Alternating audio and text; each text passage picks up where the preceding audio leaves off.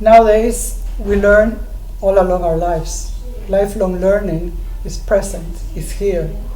We cannot remain with the things we learned at school.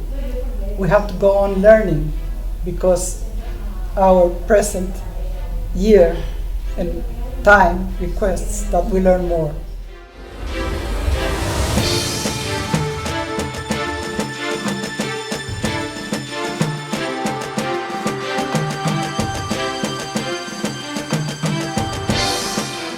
Lifelong learning is something that happens every day. And I think that literacy and basic education is very important because without it we cannot go on. We cannot go on learning. Even to use our mobile phones, computers, we need to have a basic education. This is why UNESCO has been working all along its life to promote the education of marginalized groups. This was the work we were doing, and while I was traveling both in Nicaragua and Equatorial Guinea, I realized that difficulties that people face every day. For instance, in Equatorial Guinea, I went to different schools which had only one schoolroom, and the teacher had to deal with children of different ages, and it was so difficult because some of the girls had their baby brothers or sisters because their mothers were working in the field.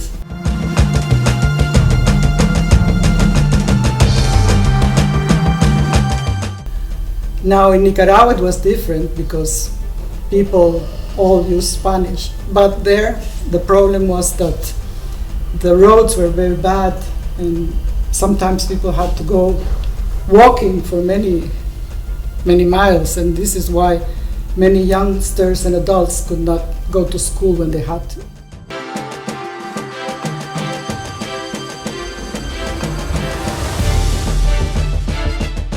We were working both in the city, in the outskirts of Lima, and in the countryside with indigenous populations, mainly women, and we had them in Cusco and in Cajamarca.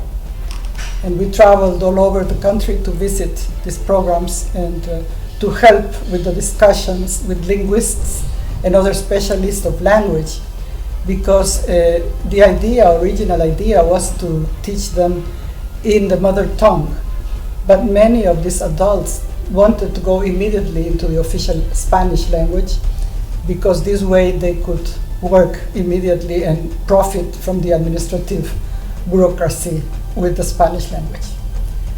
The same happened in Haiti because there Creole is the mother tongue and French is the official language, but they didn't want to. The same thing happened. They wanted to go immediately into the language.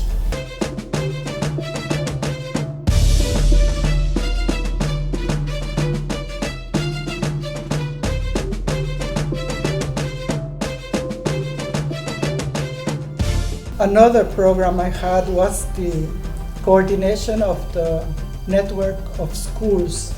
And in that program, we deal with schools and with teachers, mainly teachers.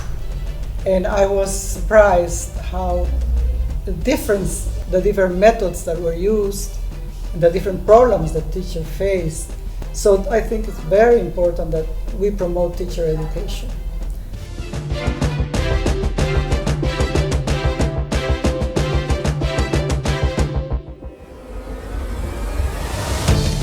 And finally, I would like to say that governments should have more investments in education, both for the formal and non-formal education, because the education can make a great contribution to peace.